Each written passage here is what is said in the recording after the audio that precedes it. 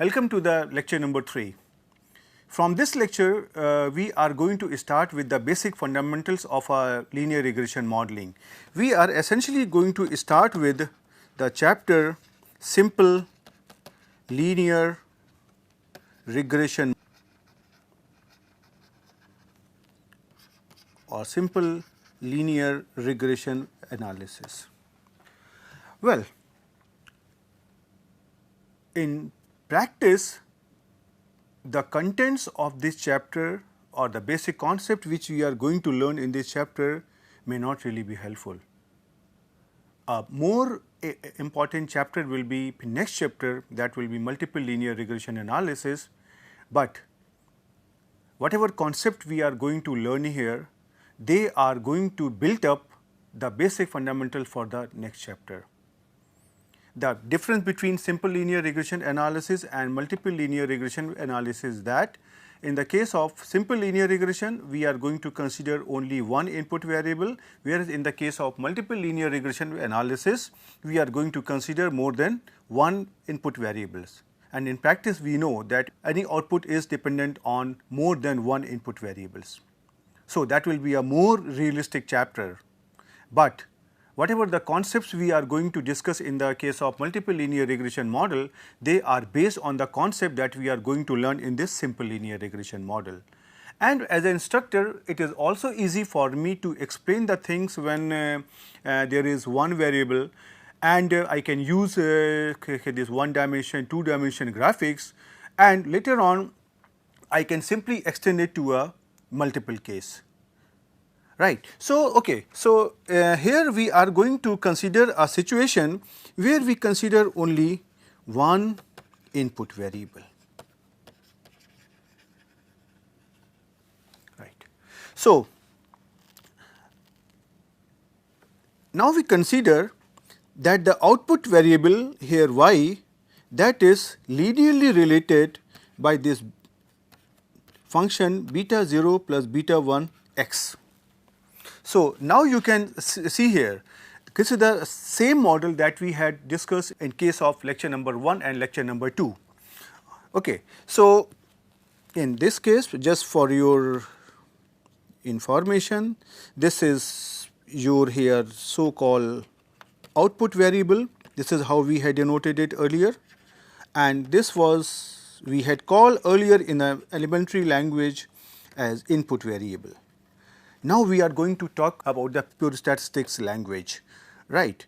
Okay. In pure statistics language, this y and x, they have got different names. For example, this y is called as study variable,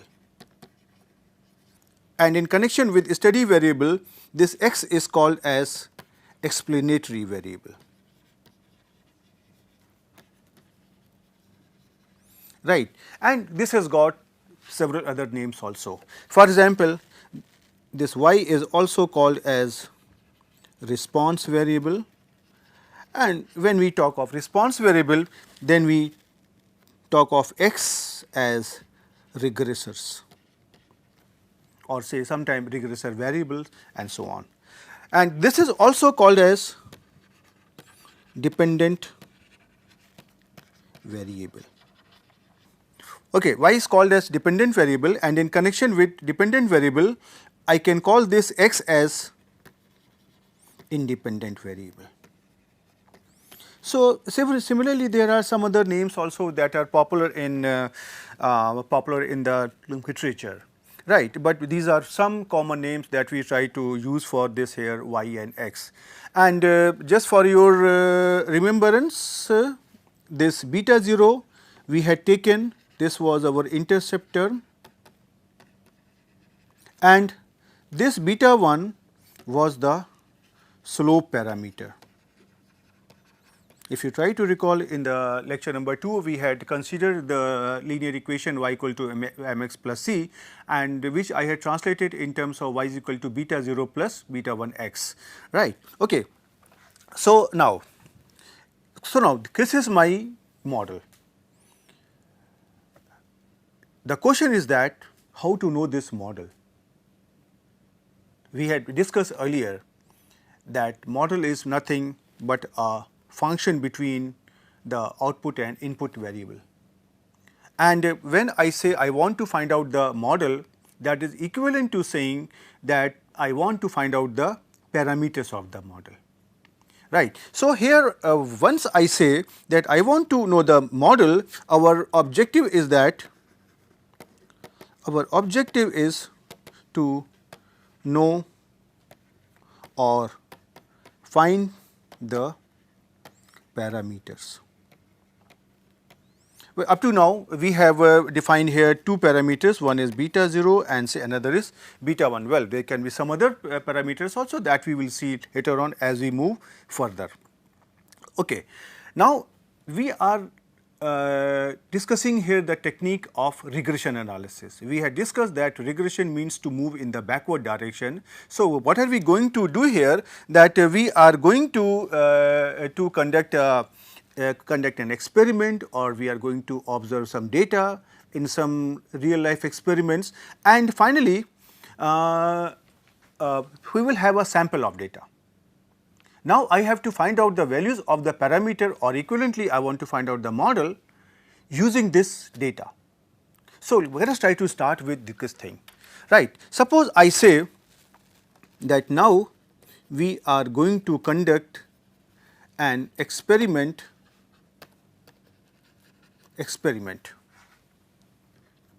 and obtain data.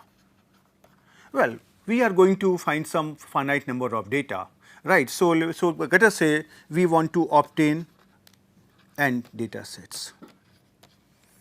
What does this mean? That means we are going to conduct the experiment and record the data n times. This means what?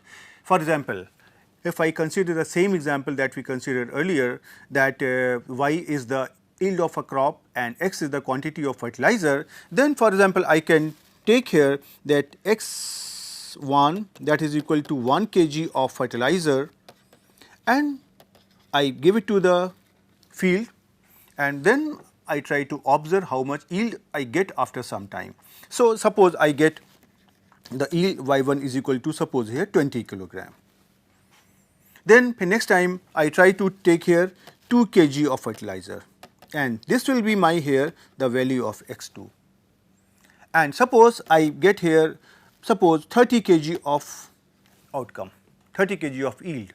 So, this is going to be my y2, and so on. I try to repeat it n times. So, what will happen? At the end I will have a data something like x1 y1, x2 y2, and so on, say xn yn. So, this is my here observed data set, right. Now, what is your objective? Your objective is that using this data set, I have to find out the value of the parameters of my model, and that would be nothing but finding out a model, right. Okay. Now, the next question is how to start it. Well, we have assumed that there is a linear model between y and x, right, that we have to keep in mind, because we are going to consider here only the linear regression modeling. Okay. So, the first step is that I can plot this data on a two-dimensional plot, something like this. This is my here x axis, this is my here y axis, and suppose I plot the data and say x1 y1, say x2 y2, x3 y3, x4 y4, x5 y5, x5 6, and so on. Now, one can see from this graph that the points are following a sort of linear trend, right. And one can see here that if somebody tries, there is a trend like this one, right. But this is only a trend, and now if I assume that this is my model for a while, then I would like to know what is the equation of this line, right. So, in case if you try to see, let me mark here these values here, something like this is my here x1 y1, this is my here x2 y2 and so on. Right. On the other hand, it is not always necessary that the trend between x and y is always increasing. In fact, means there can be other possibility also that the observations are lying like this one. So, once you get the data, try to plot it and then try to see the trend in the data.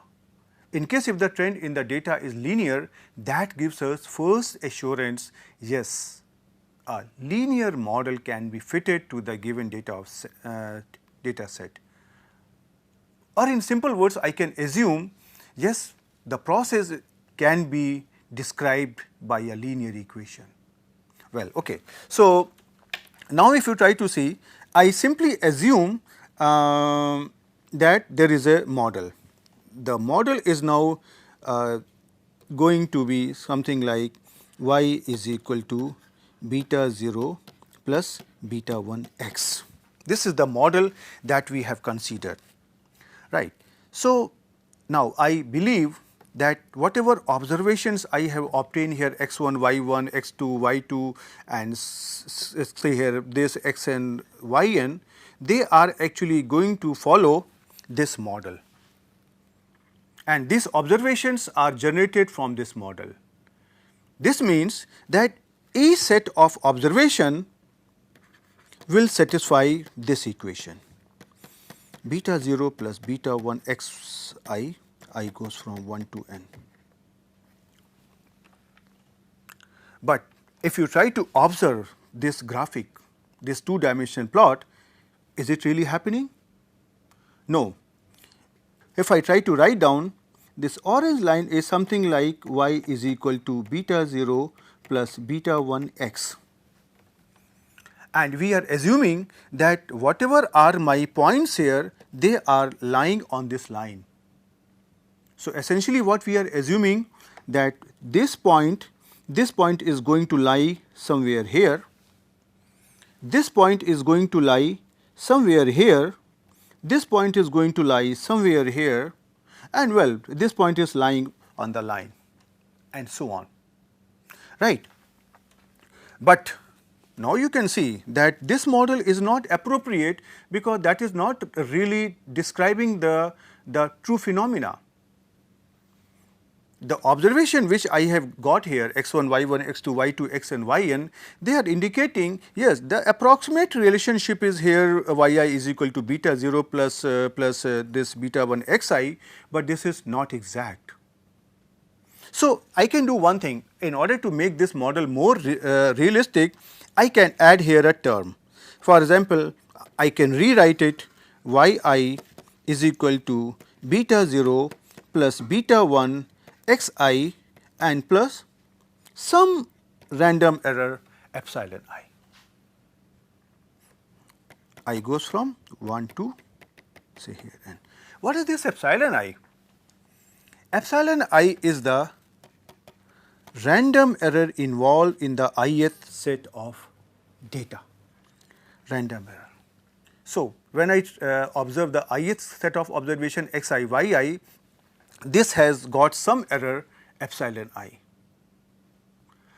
So, I can assume here, for example, in the case of this here first observation x1, y1, I can write that okay, this difference whatever is going to be here, this is trying to denote something like epsilon 1.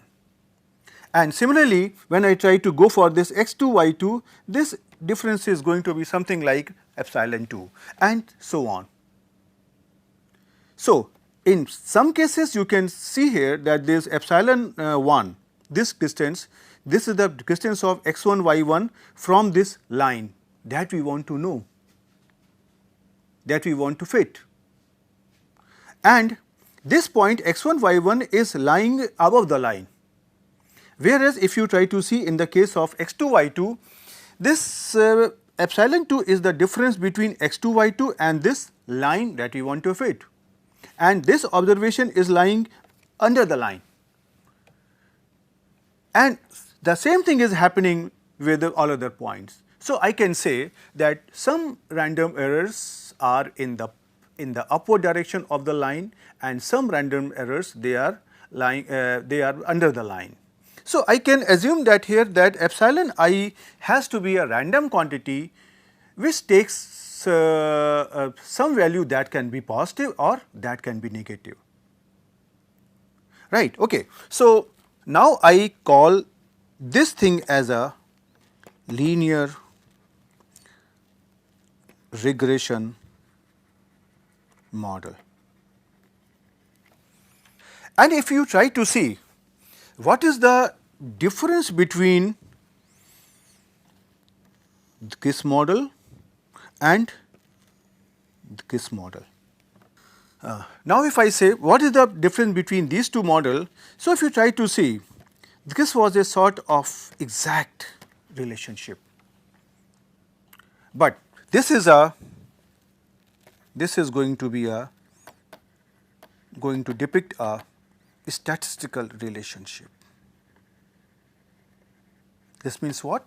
I am not saying that all my observations are exactly going to follow the straight line, but they are very close to the straight line, and there are certain random errors which are deviating the observations from the main line. So now I can see here that this orange line is going to depict the line that we want to fit on the basis of this given set of data, say x1, y1, x2, y2, xn, yn. And now our objective is this, how should I find this line? But before that, we have to make some assumption for this random error. Right, okay. So what we try to do here, so we are going to assume here that the mean of epsilon i's is 0. Right. And in statistical language, I can write down here, say expected value of epsilon I is equal to 0 for all I goes from 1 to n. Well, if you do not know the meaning of this E, I can just explain you before I move further. E is the expectation operator.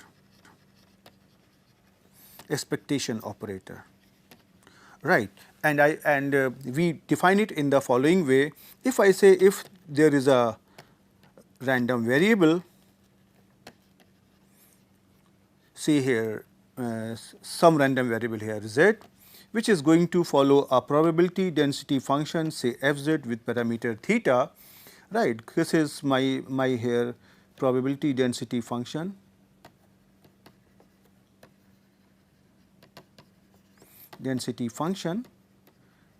and where z is the random variable and theta is the parameter. Then we try to define, say, expected value of z integral over the range of z, say here z fz dz, right. And in case if you are using a discrete random variable, then in place of the probability density function, we try to use the probability mass function, and this integral is replaced by the summation. Right. Similarly, at the same point, I can also tell you that how do we define the variance. We will denote it by here VAR, variance of z. This is defined as expected value of z minus expected value of z whole square. So this is nothing but integral of z minus expected value of z whole square fz dz, and the integral is over the range of random variable z. So this is how we try to define this expectation and variance. So now I can make here two assumptions as I wrote here: expected value of epsilon I to be 0 and variance of epsilon I to be sigma square. What does this mean? Once I write that expected value of epsilon I is equal to 0, that means we are trying to say that the mean of epsilon I is 0. This means that some observations they have got a random error which is positive, and some observation they have got random error which is negative. and once you try to find out its arithmetic mean, their average value is going to be 0.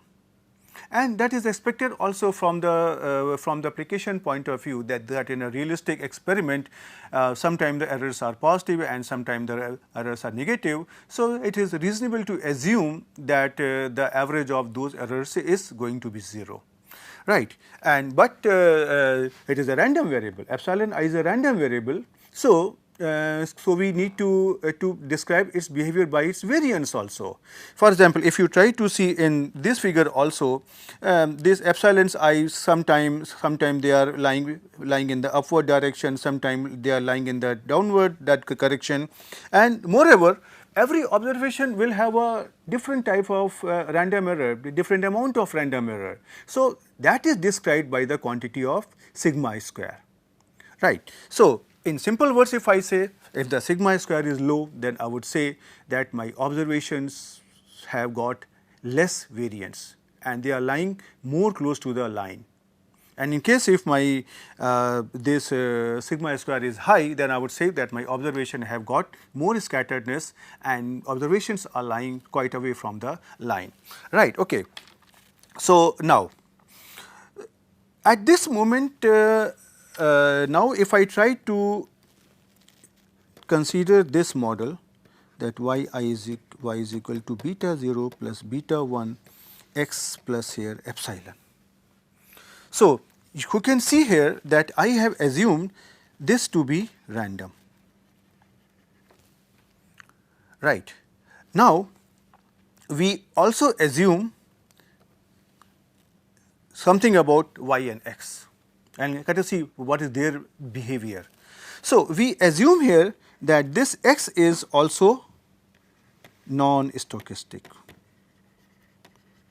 Non-stochastic means it is non-random in simple language, right.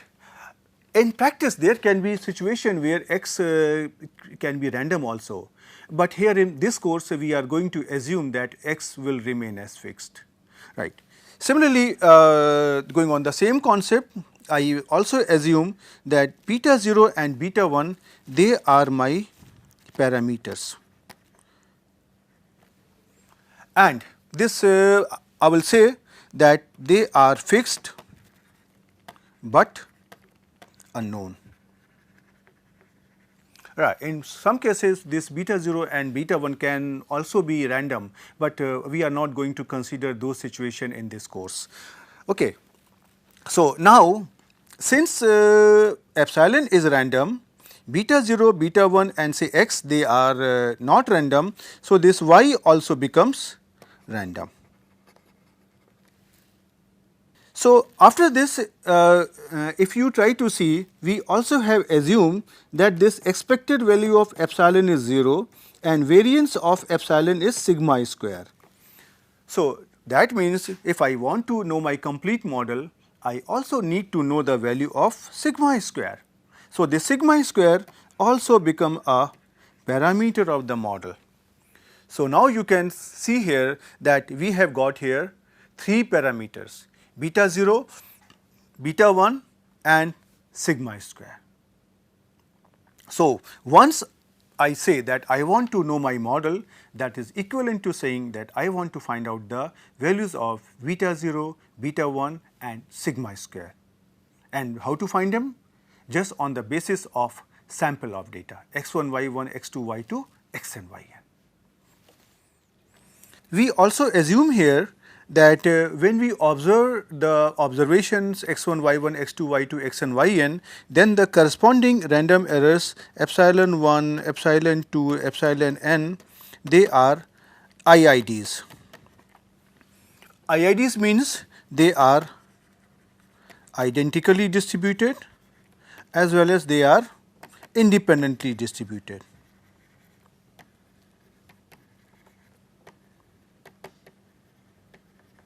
So, all epsilon 1, epsilon 2, epsilon n, they are mutually independent of each other, and all epsilon 1, epsilon 2, epsilon n, they are coming from the same distribution. Now, let us try to understand what is the interpretation of beta 0 and beta 1 of beta 0 and beta 1. So, if you try to look at this model, y is equal to beta 0 plus beta 1 x plus epsilon, we had assumed that expected value of epsilon is equal to 0. So, I can write expected value of beta of y is equal to beta 0 plus beta 1 x, right. So, now if I say x is equal to 0, that means independent variable takes the value 0, then expected value of y is equal to beta 0. And if I try to find out the first derivative of expected value of y with respect to x, then this comes out to be beta 1. So, now this beta 0 and beta 1 have some interpretation. Beta 0 is the average value of y or average value of a response when independent variable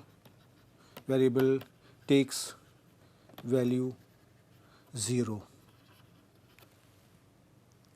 and beta 1 is the rate of change in the average response, average value of response when there is a unit change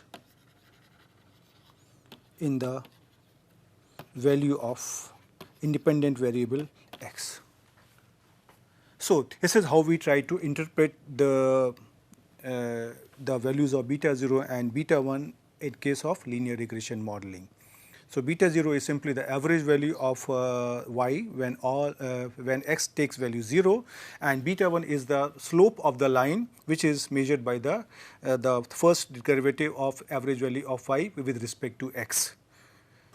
Okay, so now we stop here, and in the next lecture I would explain you how to estimate these parameters using two techniques.